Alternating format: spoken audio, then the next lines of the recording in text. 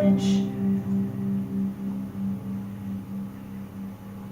there lived a tired maiden, exhausted from working day after day, year after year, milking the mares and goats on her family's farm. Over the many years, her hands became dry and cracked. Her skin was weathered and browned by the sun. Her face was taut with exhaustion, and she appeared to be much older than what she truly was.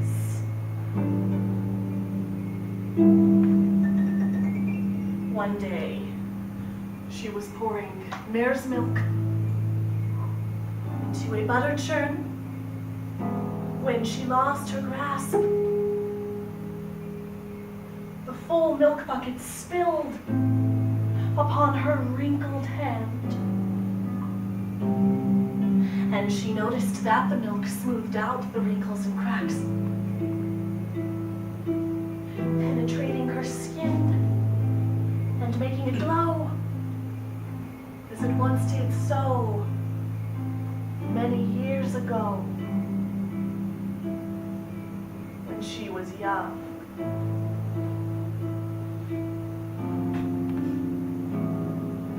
Curious, she decided to place her other hand into another bucket of mare's milk nearby. When she removed her hand, it looked as though it had never known a day of hard labor on her family's farm. Her hands were delicate and smooth, uncalloused and pale. She found an empty horse trough in the barn, filled it with the remaining buckets of mare's milk, and immersed herself in the liquid. Within moments, her arms and legs were glowing and soft. Her stomach was smooth and her cheeks felt like silk against her childlike fingers. She threw on her dress hastily and ran to her family's home, throwing open the door and calling for her mother to bring the mirror.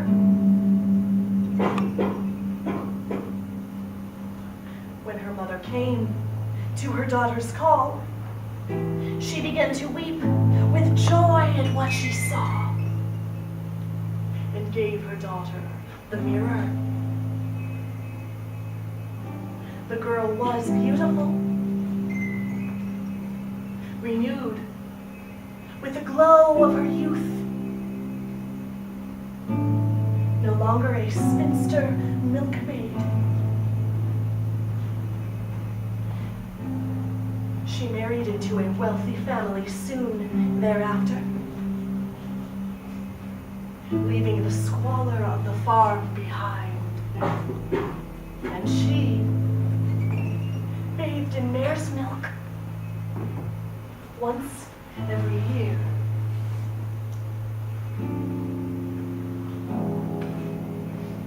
She remained beautiful and youthful forever.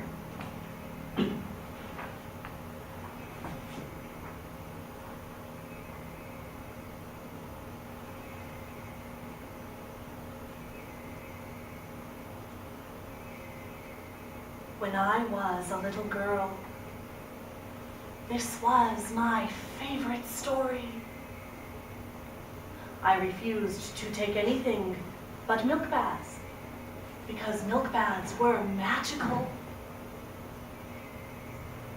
no longer take milk baths, of course.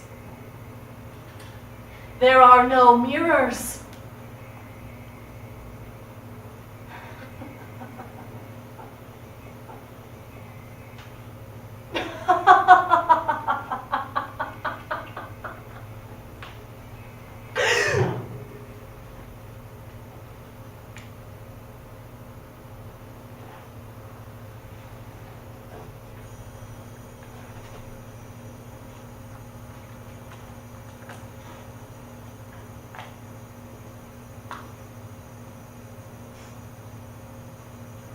It was dark. The first day I came to Sarvar, dark gray. The air was veiled with tiny insects, vermin that would land on my neck and arms, and this nearly suffocating fog of creatures would pinch me. The peasants in the field stopped their labor and stared like scared cattle as my carriage made its way to the castle. A horrifying advent for me. A cruel greeting from Sarvar. They never truly liked me. I never truly liked them. But I came for other reasons. Forgive me. My thoughts grow dim in the darkness. I met my husband when I was 14, and it was arranged that we be married in his home, Sarvar, to further the bloodline, to strengthen our families. Ferenc was a wealthy count, and his family was almost as wealthy as mine. Of course, the Bathory bloodline will always be more powerful. My cousin reigns as the King of Poland. But we were strategically matched. For his family's military prowess, and for my family's prestige.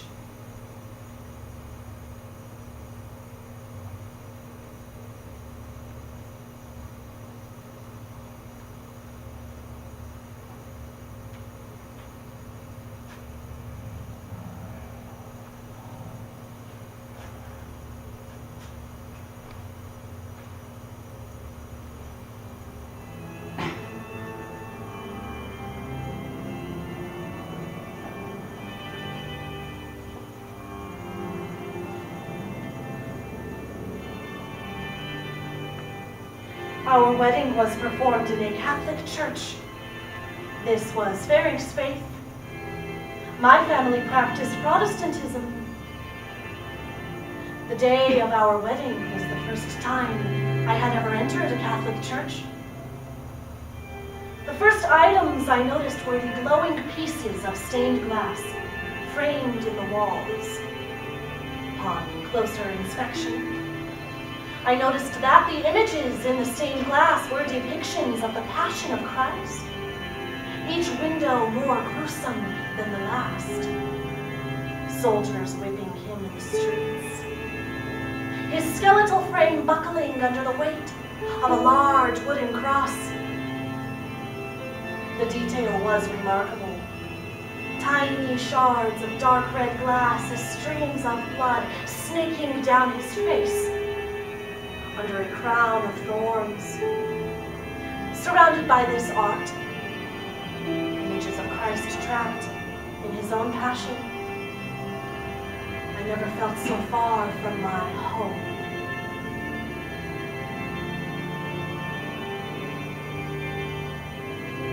During the ceremony, the priest blessed a goblet of wine as the blood of Christ, and Ferenc drank from it.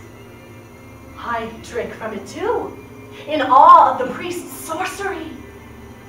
Later I was told that every Catholic priest has the power to change bread and wine to the actual body and blood of Christ.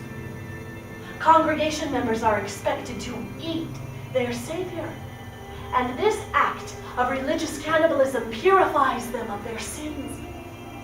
The mere proximity to Christ washes them clean.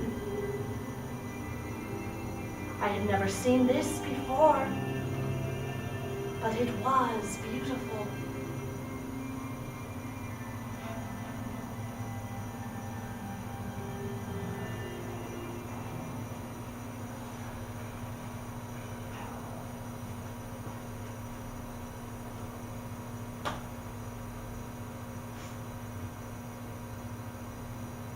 When I drank the blood, Ferenc smiled as a final declaration of our love. He and I were bound together with a blue ribbon. This signifies the union, that it is blessed, that we now have a bond of blood. The bloodlines have been connected. Blood is blue. The blood we drank was red. But your blood is gray and silver!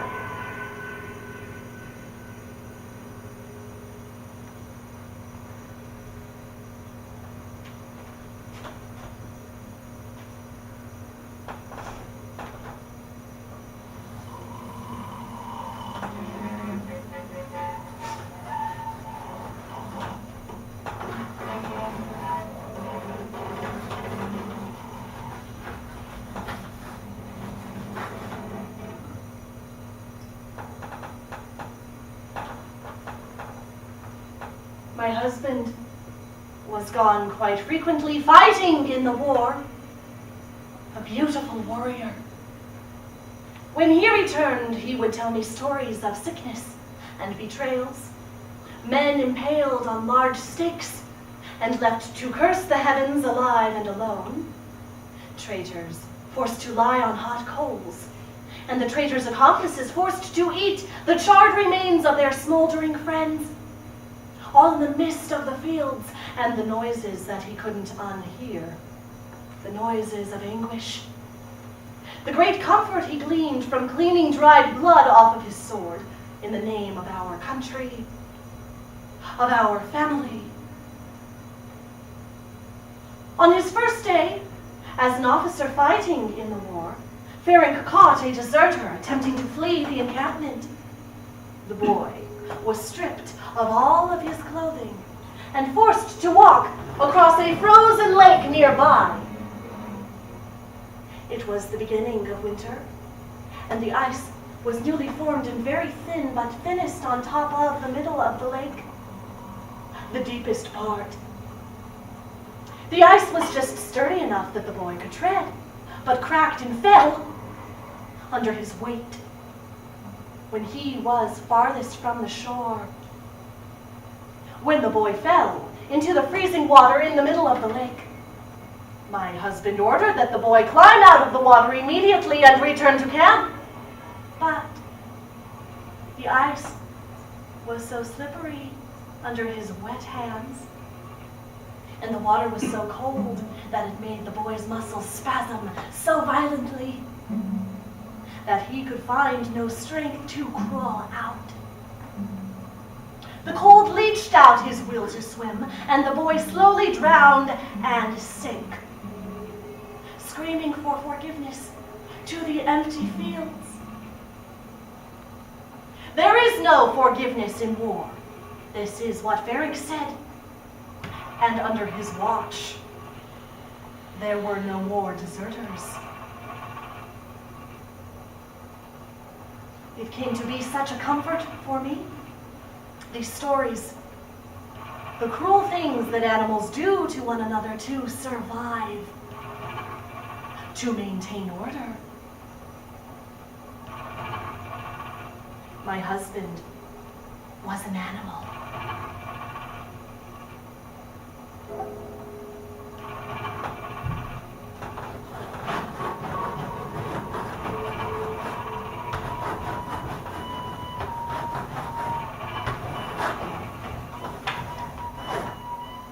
One coffin, two little girls, not three. They were buried together, yes, in one casket, but not three little girls. There were only two. One had already passed, and the other was nearing death, and so we waited to put them together into a single coffin. It was what they both wanted, to rest together. If two coffins had appeared, one after the other, it would have caused unnecessary hysteria. Believe me, my jury!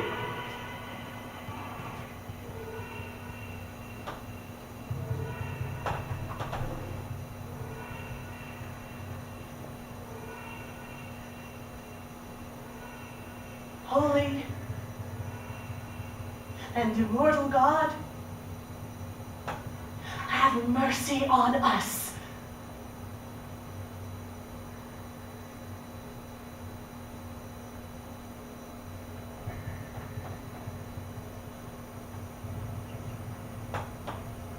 I could have done much worse.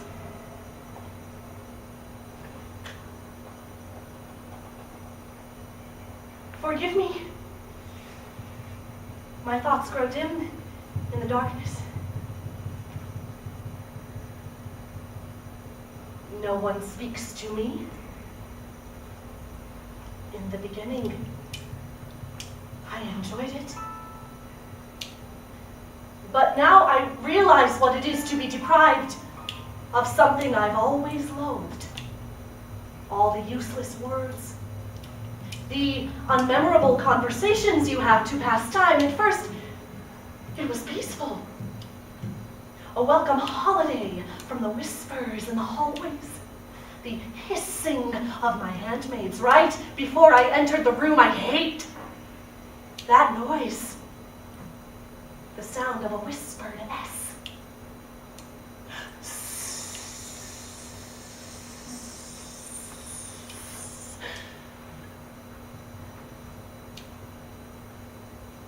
Isn't it painful?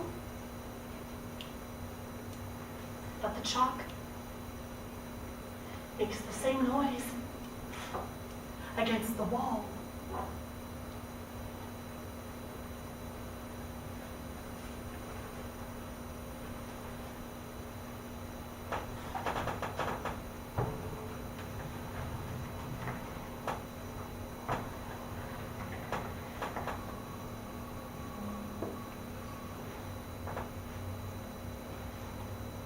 Worse than the silence is hearing the voices that are not there.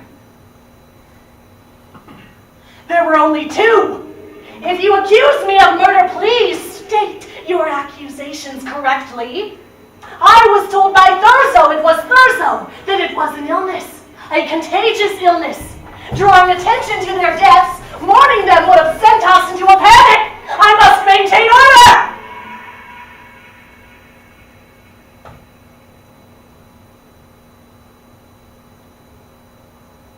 When I write,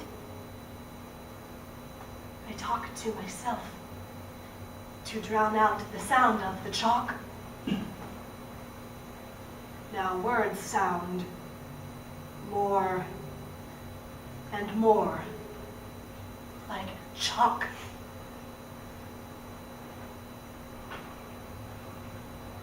One coffin for 3 little girls. No, 2, no. 3 separate coffins would have been obscene. Nearly shocking to see 3 tiny coffins carried from the foyer. It would have caused unnecessary hysteria among the peasants. Another lethal disease to fear. What else was I supposed to do?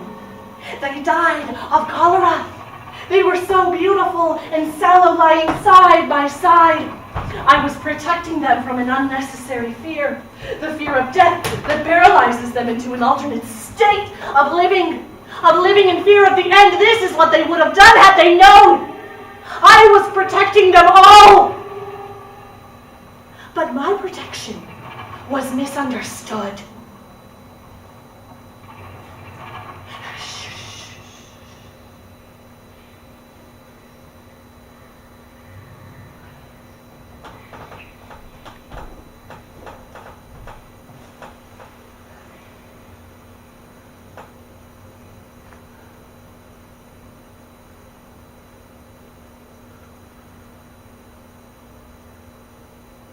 My head pains have gotten worse.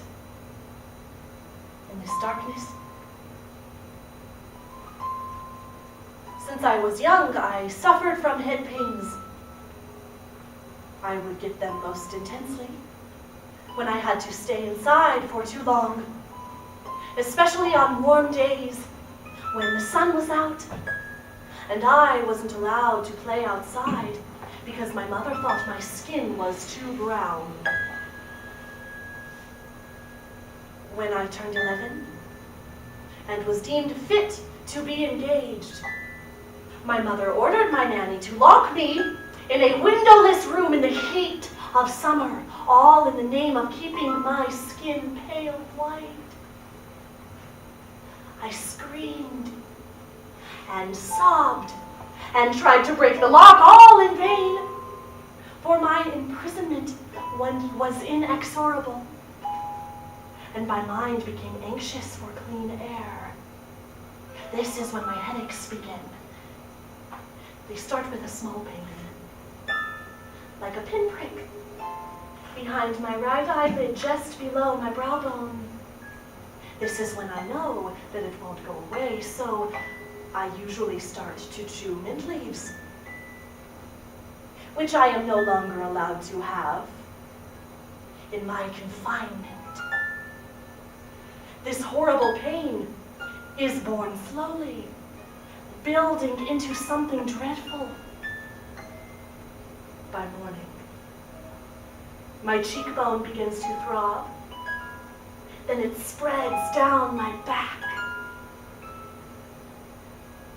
By sundown, I can't move. A little needle, a tiny pinprick, and then my mind becomes cloudy, and then comes the excruciating pain. That's all it takes. Before there is no more light, before it gets dark.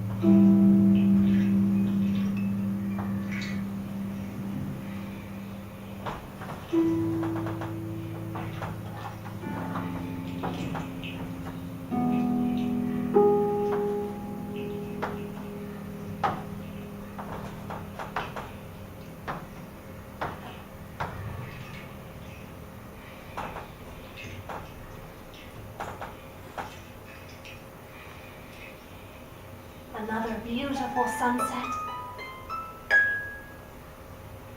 The view from my chamber window is my favorite view. I can see the forest where I played when I was newly married. I can see the first tree I ever climbed, the first tree I ever fell from.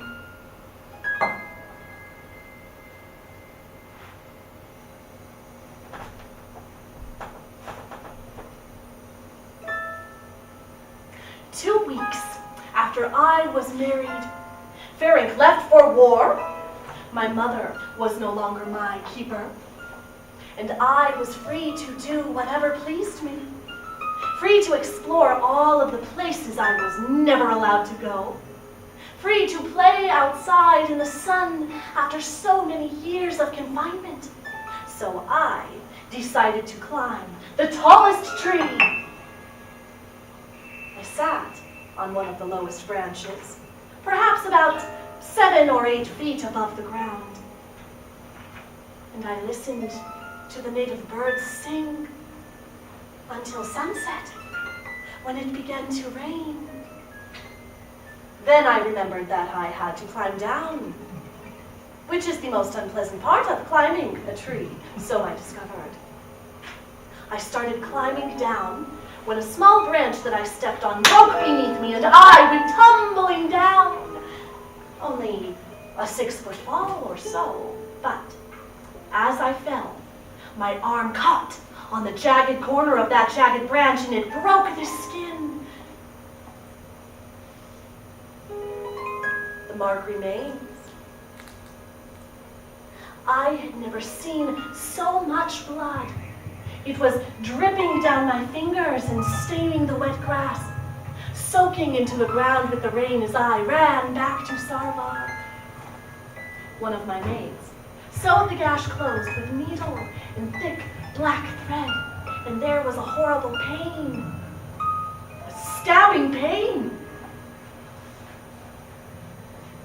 The night before my fall, I lost my virginity to my husband. Yet another horrible, stabbing pain. I was horrified. I was also menstruating, but nothing could be done about that. An heir had to be conceived before Ferenc left for war, for fear that he would never return. I remember apologizing to him for all of the blood, then crying. And he laughed. He said something about this moment being fitting, since he was to be covered in blood for some time to come in the battlefield. Then I apologized for my pain. No one thoroughly warned me how painful consummating our marriage would be. But he laughed at that too, and said something about how, if I wasn't feeling any pain, he would have more cause to be concerned. His jest was lost on me. Then he told me a story about a leader of a famous band of thieves. This man was caught and forced to sit in an iron throne over a huge fire. The metal was so hot that the man's skin stuck to it and melted off in pieces of flesh. He told me that to maintain order and to protect our future children's lives, he would do this and more to anyone who decided to deceive us. My Ferenc was so good to me. He was my light in the darkness of Sarvar. When he left for war, I felt so alone.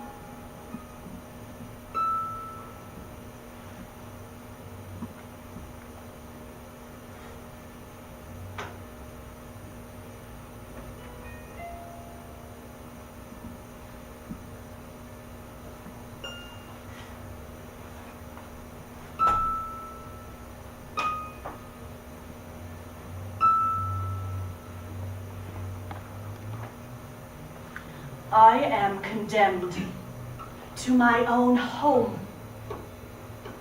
Condemned to an empty room that used to be my own chamber, my own sanctuary. As lady of the house, my first privilege was to choose my chamber. I inspected every room in the castle until I decided upon this one. Implicitly because of this window, with the best views of the Carpathians, and of the fields, and of the forest full of wolves. I can still hear them howling at night. Such a soothing noise. I am glad that they are free. My wardrobe was here. My mirror was here.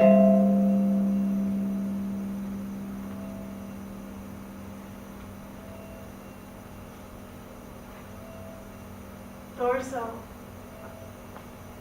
my husband's friend, my family's advisor, insists that this life is better than the one that I would have had I testified at my own trial. He means that I would have no life. I would instead be condemned to death, or public shaming, or some hideous torture to exorcise my demons, but surely death for murdering over 600 little girls. But this silence, this darkness, this is an honorable punishment. A kind sort of slow death. How merciful the law is to the privileged nobility. My family believes this as well. They no longer speak to me, poisoned against me by my dearest Thurzo, our dearest ally, an evil man. A kind sort of slow death for a murderer to attempt to acknowledge what I've done. What I did not do, my jury. So what does this make me? I am an animal. Last night, I dreamt, or perhaps I was awake. I was a little girl in a horse trough of cold milk. And when I stepped out, my skin started to shrivel and brown. My skin turned to dust, and I was floating away into the air, and so I jumped back into the trough, and my skin became soft again. It was so cold. My skin was sticking to the metal, but I couldn't leave. Forgive me. My thoughts grow dim in the darkness. But I was lovely. Lovely like the day I was married. I bathed in milk on that day.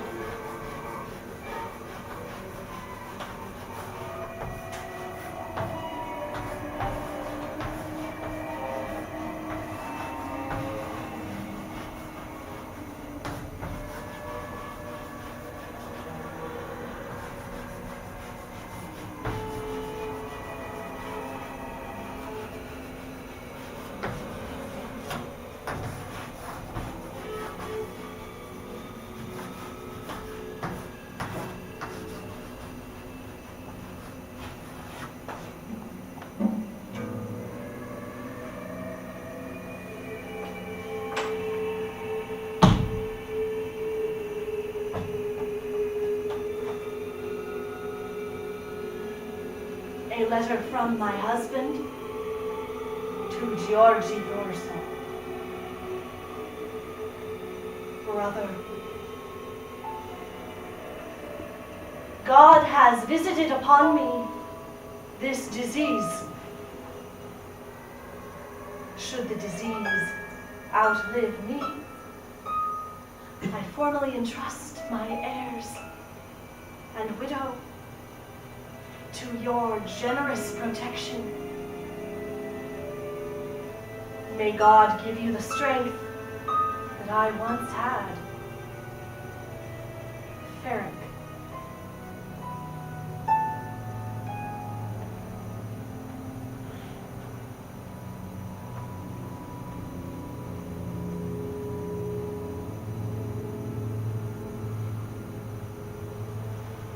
My husband was like a good father to his subjects. The ever more so humbly he conducted himself. His grace fought the good fight against Satan, the world, temptations of the flesh, and sin.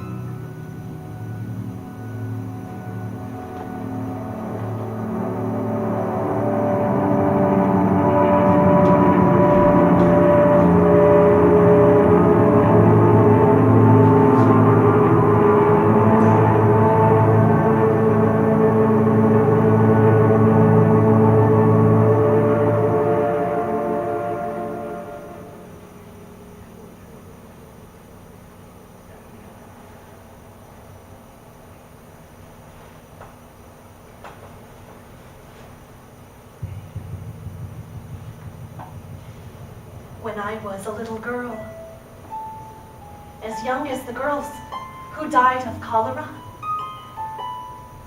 I loved the sun. I would wake up before the sun rose and watch it rise up from under the mountains. And as soon as it did, I would run outside and dance and play and sing until it dropped behind the hills. And when the sun wasn't out, I would sit outside in the gray and pray for the sun to come. I would pray that the sun was well, that it hadn't fallen ill. That was my greatest fear.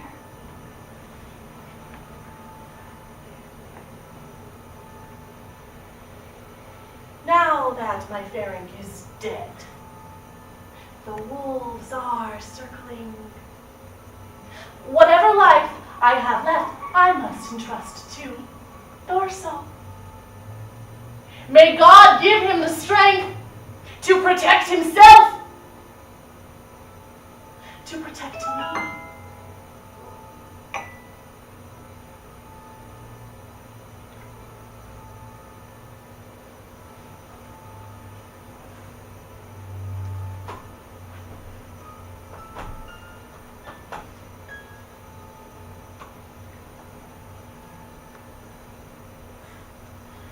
I am wrongfully accused of that which I did not do, of murdering over 600 little girls. How is this possible? I cannot fathom when I must have slept, or settled village disputes, or maintained and defended the estate in the throes of a war, what with murdering over 600 little girls. Stories and no proof. My husband died of an illness that befell him in battle. I fear I have been condemned in the same circumstance. A widow is expected to mourn for the rest of her life after the passing of her husband, but I am no widow. When Ferenc was away at war, I was in charge of sustaining Sarvar, finances and village disputes, famines and droughts and contagious illness. I oversaw it all. I maintained order by myself, a woman. I avoided siege. I walked men to their dungeons. I oversaw executions. I am no piteous widow. You will find in me a man. She ate 2 dead girls in the inner chamber and then buried them at night. They have not died from disease. They were taken from this world.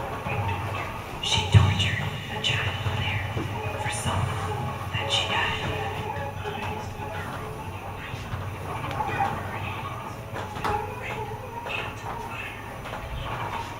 Their fingers out. We are all wolves.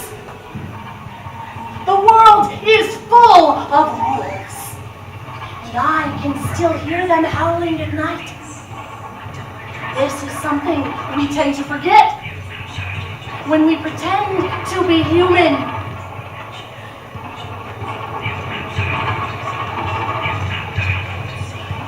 I cannot bring myself to repent for something that I did not do. How can I repent for that which I did not do? Forgive me, my jury, because I have been condemned.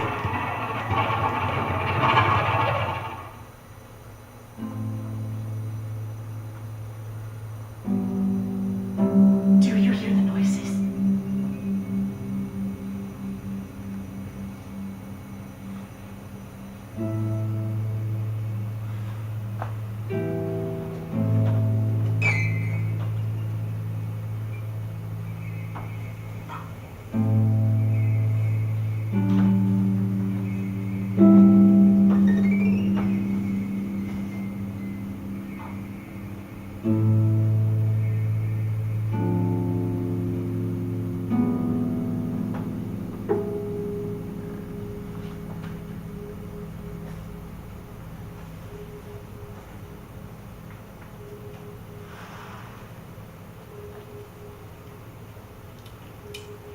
Bible from Thorso.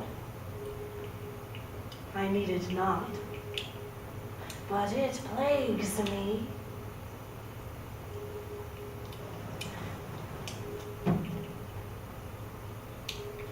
Today I prayed for your salvation, my protector, my gentle Thorso, to ask God for the salvation of someone else, especially in a special case, is a good work.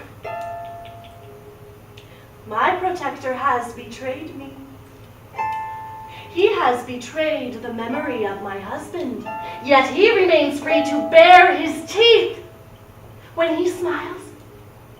Free as the wolves, free as I once was. He accuses me of murder.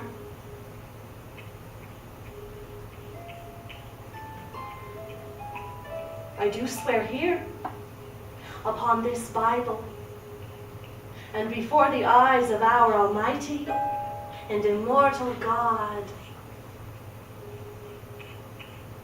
Thurso will bathe in his own blood.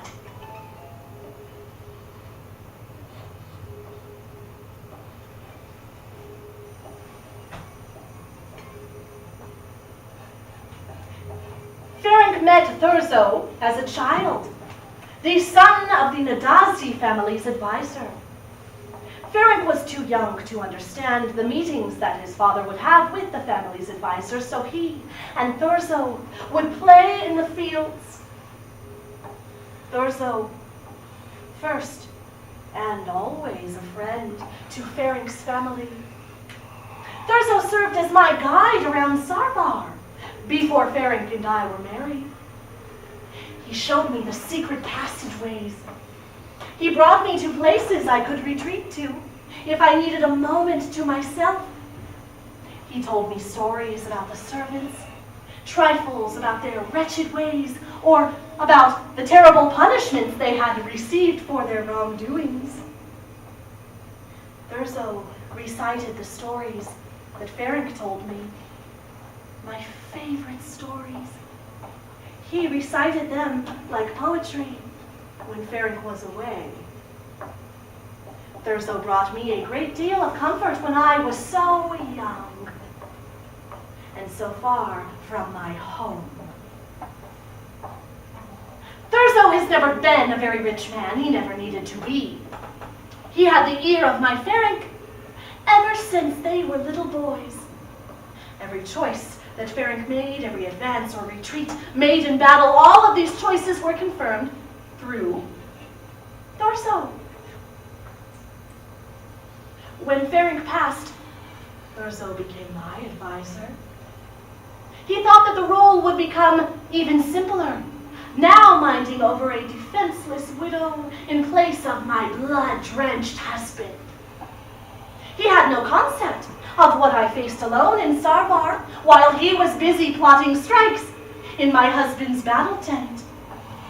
He came to find that his predisposition to the idea that all women are inherently weak was far from reality.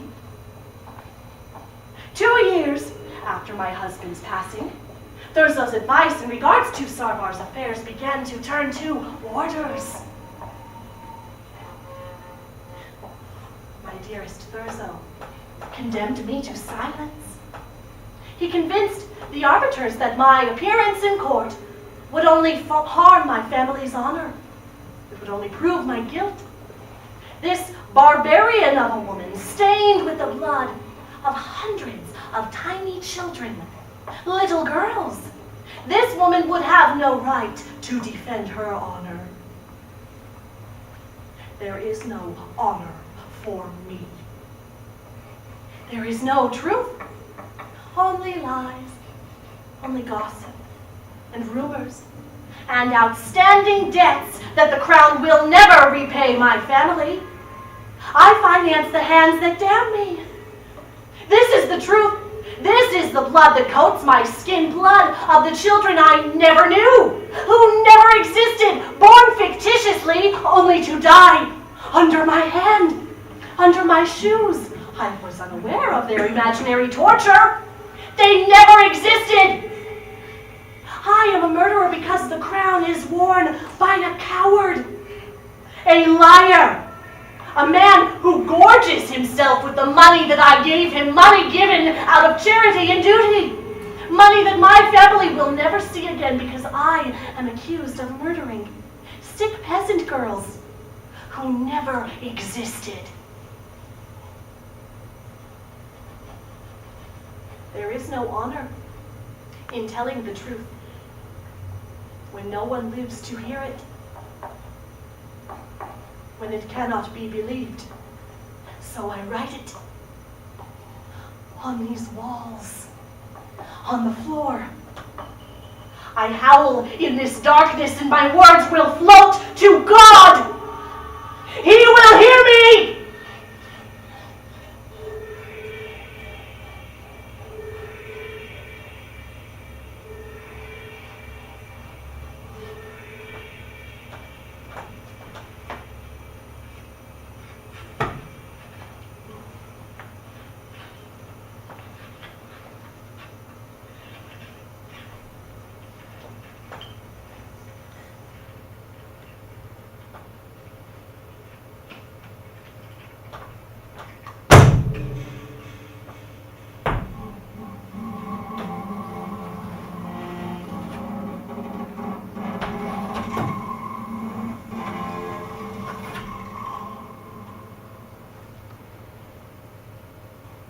Thorso.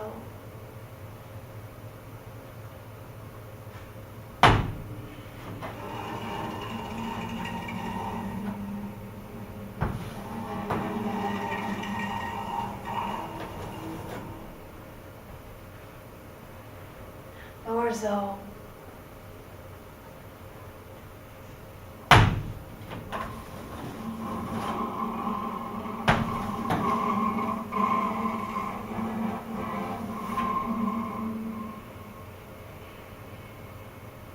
Thorso.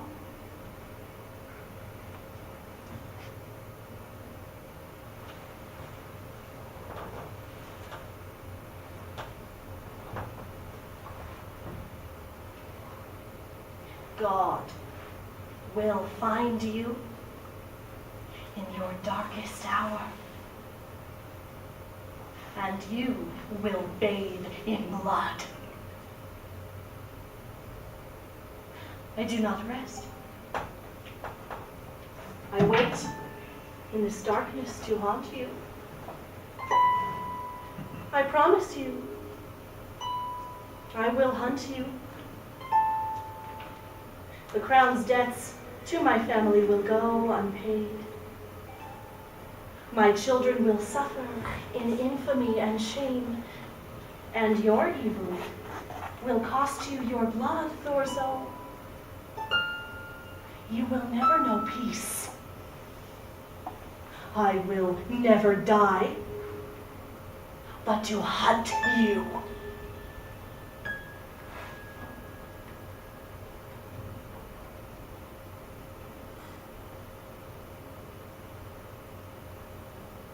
No one will ever speak the truth of me again.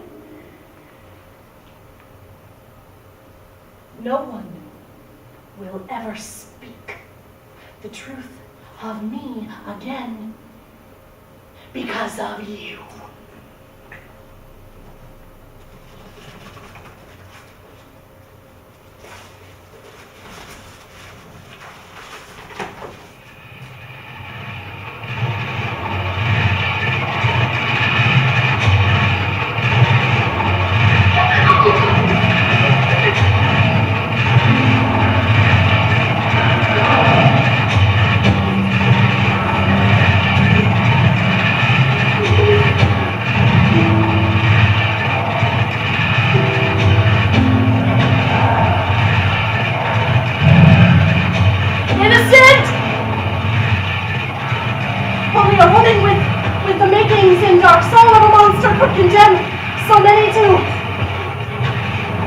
I demand to testify before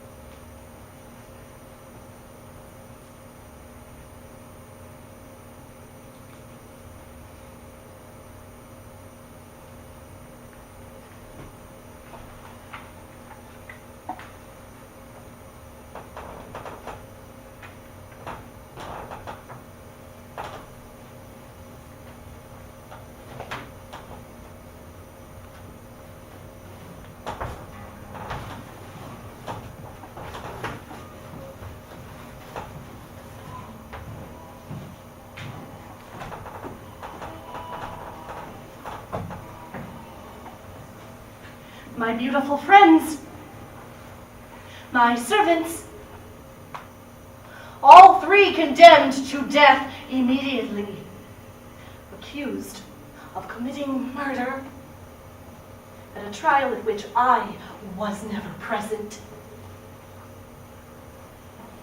Fico was beheaded.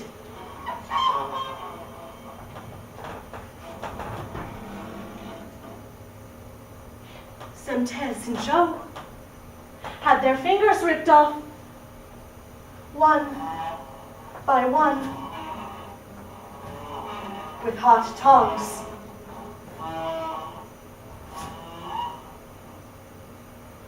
They were burned at the stake in front of the castle, in view of me.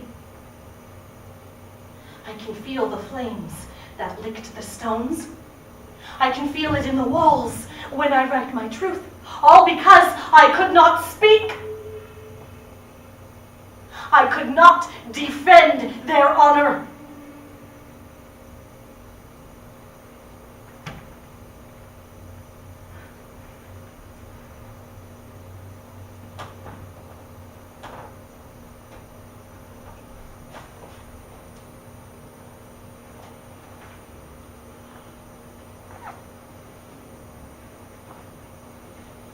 Joe came to me when she was 14, a mason's daughter with dark hair. Her lips were stung red. She was so lovely. She was breathtaking. She was utterly useless. She could hardly touch anything without dropping it, breaking it into a million pieces. In the first month that she was with me, she lost her grasp on a basin of water, and it spilled all over the floors. While she was apologizing and cleaning her mess, she forgot her balance and chipped her tooth by falling face first on the ground. When she looked up at me, she was bleeding and sobbing, begging me to forgive her. But it was such an amusing sight. This tragic girl, barely a few years younger than I, trembling in fear for such a trivial mistake. So, I took her hands and helped her up and said, "Silly girl, that's no way to clean a floor." And she smiled at me with her mouth full of blood, and we laughed together. From that moment forward, she wasn't allowed to touch any more basins. But I did let her comb my hair. And when she did, her hands became so steady, so delicate and fragile, she would hold her breath. She was so frightened. She was lovely, so aware that at any moment she could lose this comfort and return to her father's torment. Fear is such a lovely trait to have. It was my loveliest trait when I was a girl of 14. Fear made her beautiful.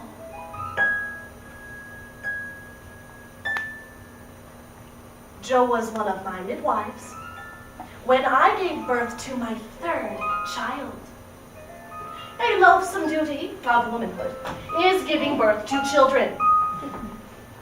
My first two pregnancies were unremarkable, boring and painful all at once, ending with two dark-haired, dark-eyed little girls, Anna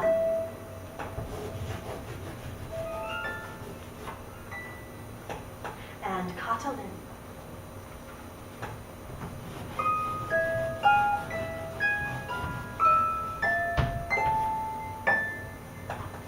It was difficult to tell them apart.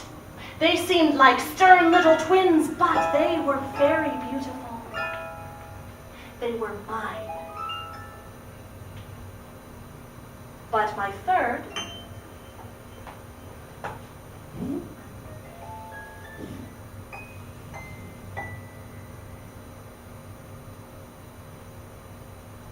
the pregnancy was quite different.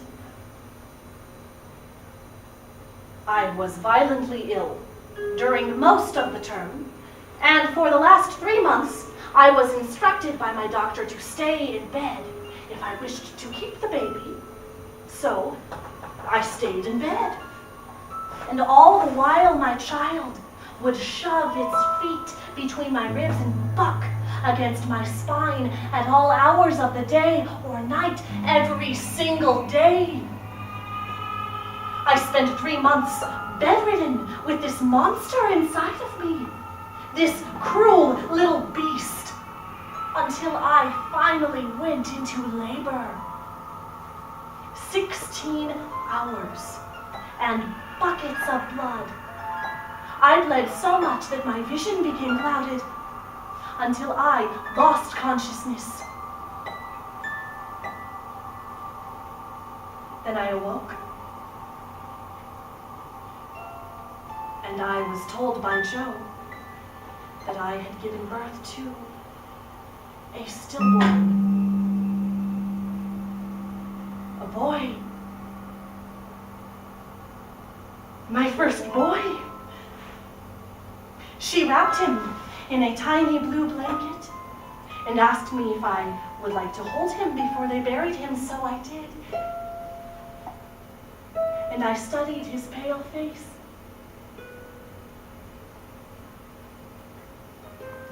He was a marvel, so beautiful.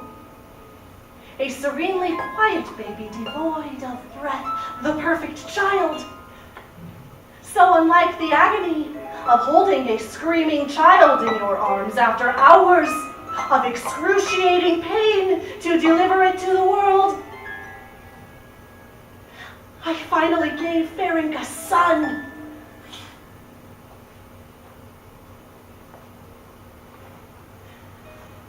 I held him all night. My nurses insisted on taking him away to give me rest, but I refused my son. My only son!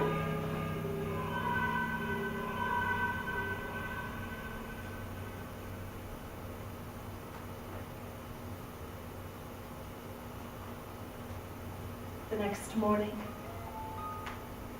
Joe sat beside my bed and told me that my first son was in heaven, that he had lived the most beautiful life of all because he avoided the act of living in its entirety. And living is constant pain, she said. She was the one to take him from my arms. She buried him in the afternoon under the sacred tree from which I fell. She planted flowers on his grave, and they bloom in his name.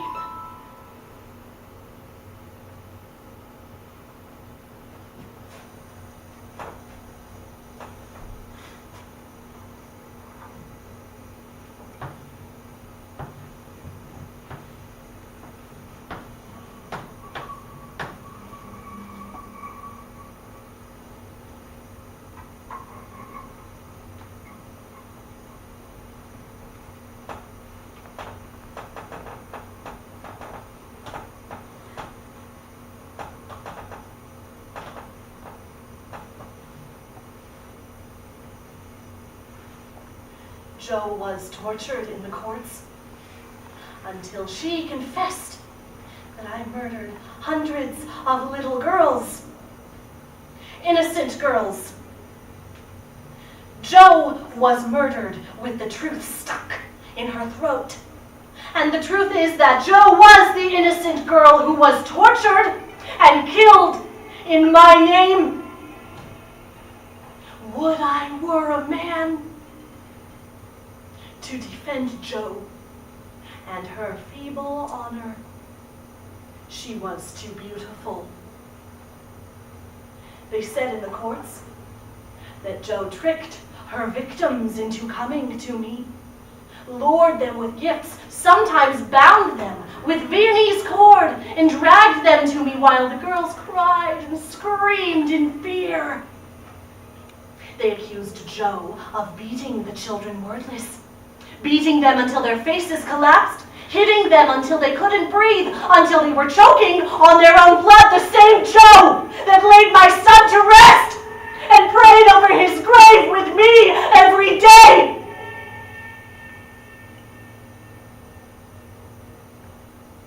They said that Joe would trick her victims into coming to me. My victims, so I could taste and bathe in drops of their blood.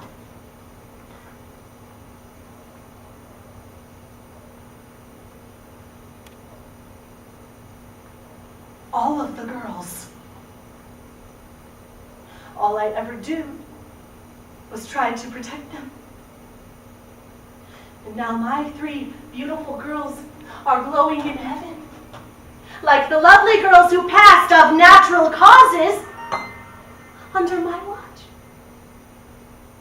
They will stay forever beautiful, and I will rot in my own fortress while the sun shines.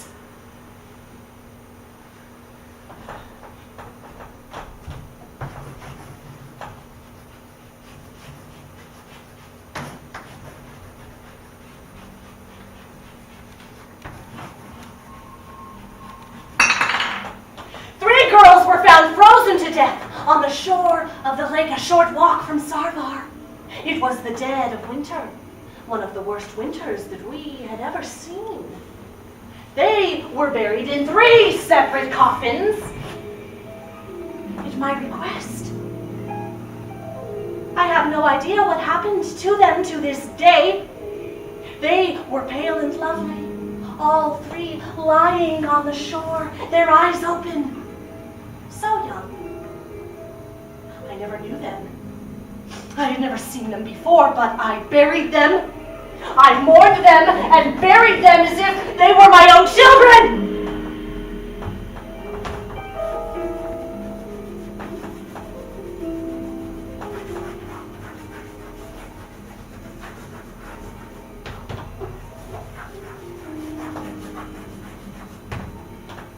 4 more girls died in the servants' quarters of the castle from blood poisoning.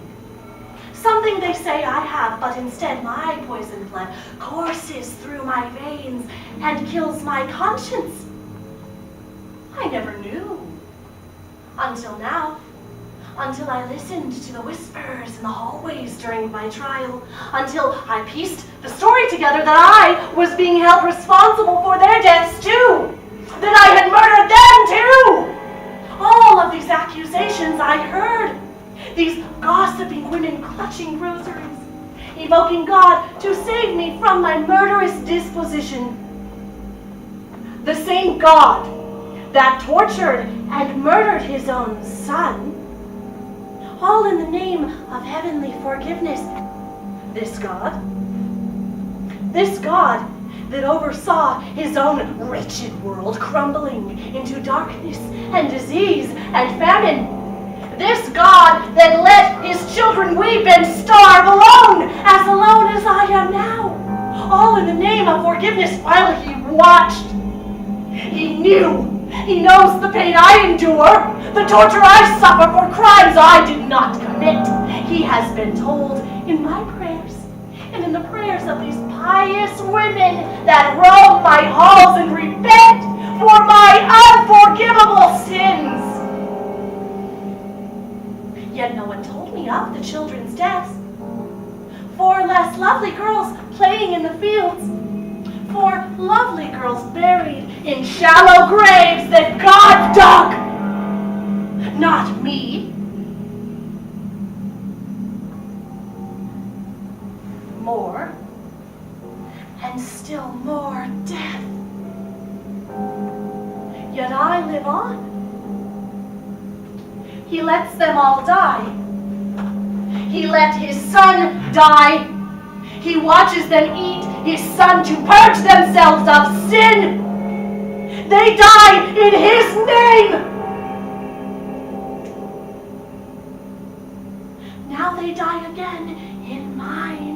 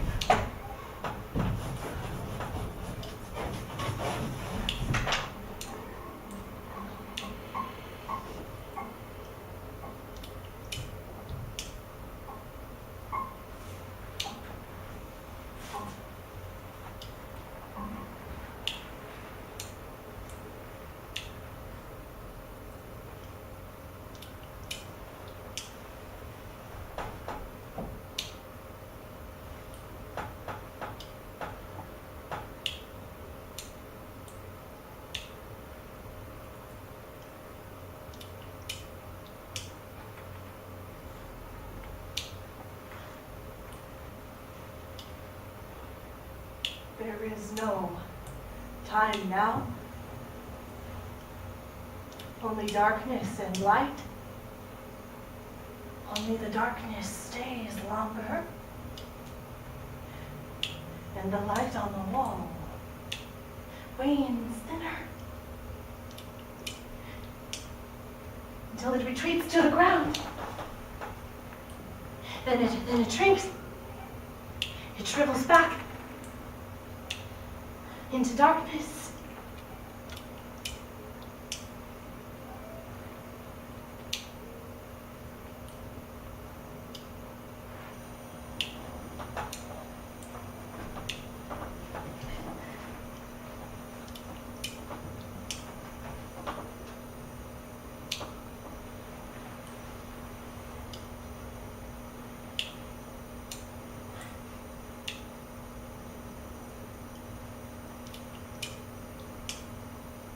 I never knew my mother well, and my children will never know me, except as a monster, or crazy, unfit to live. I never spent enough time with them. I never thought I had to. I never had enough time. There was too much work to be done while my darling fairy was away.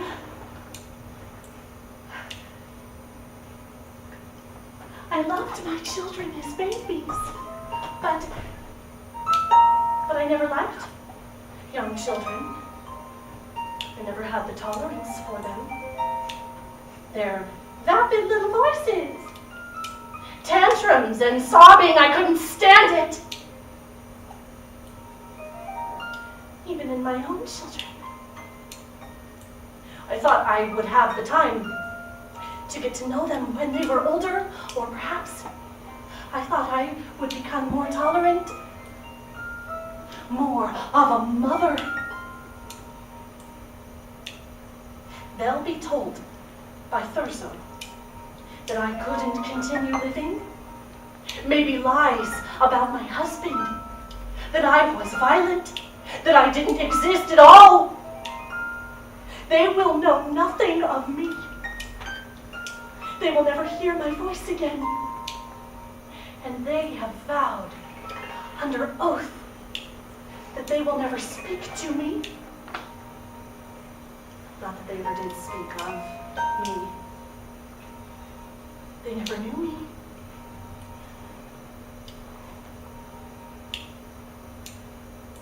I can't remember their voices.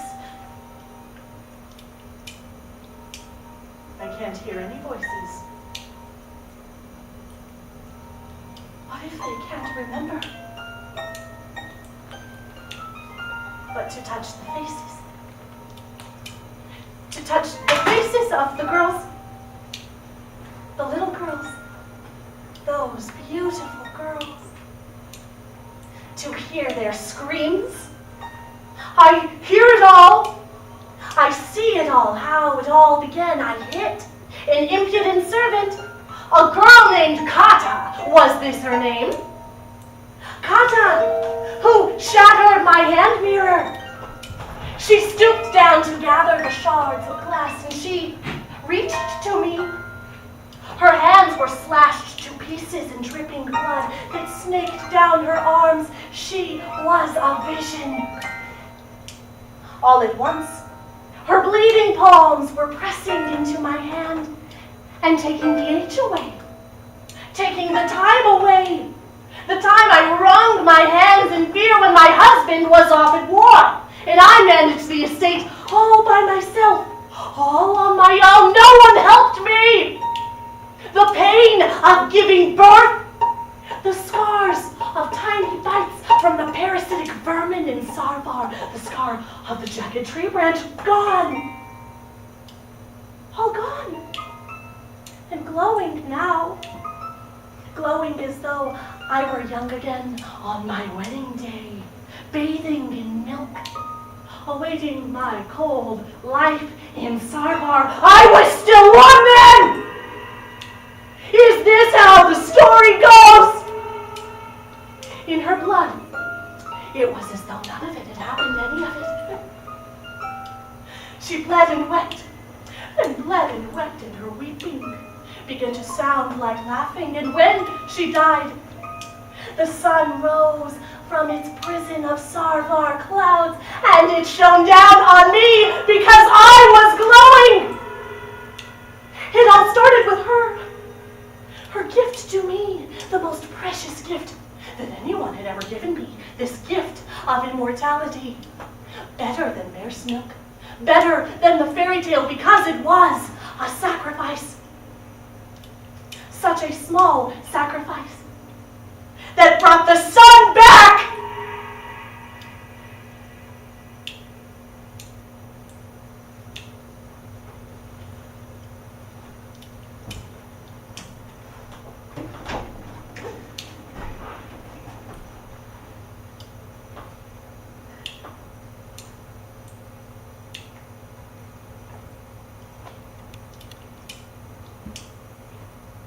I stand before you, a humble servant of the Lord, a faithful wife and devoted mother, a benevolent ruler. I am not guilty.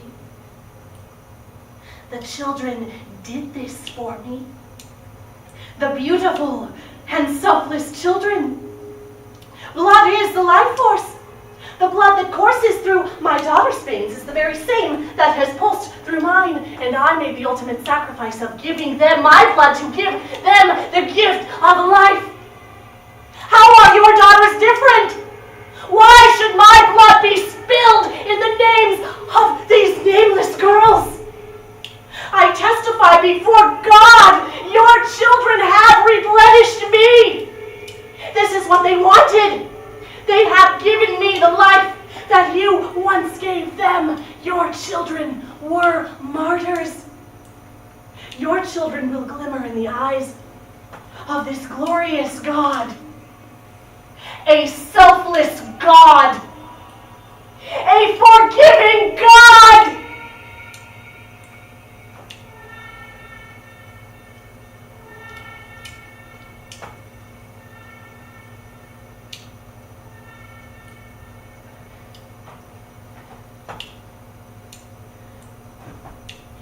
He envelops them. He devours them, their blood. Our blood goes into the sky. And in turn, the sun rises. Our blood goes into the sky. At sunset, the sky is red. It returns. Hear my voice?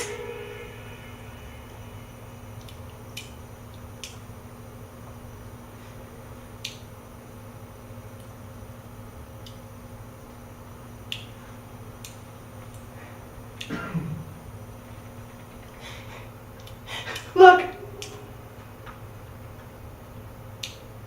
How cold my hands are.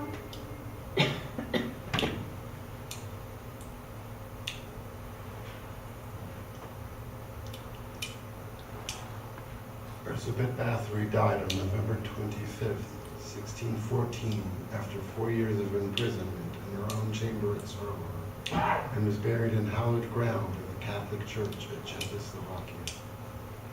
After residents complained that the infamous lady was buried under holy ground, her remains were allegedly moved to the Bathory family estate in Hungary in 1617. On July 17, 1938, the crypt at the church was opened. In 1995, the Bathory family estates were opened. The Countess's remains were not found at either location.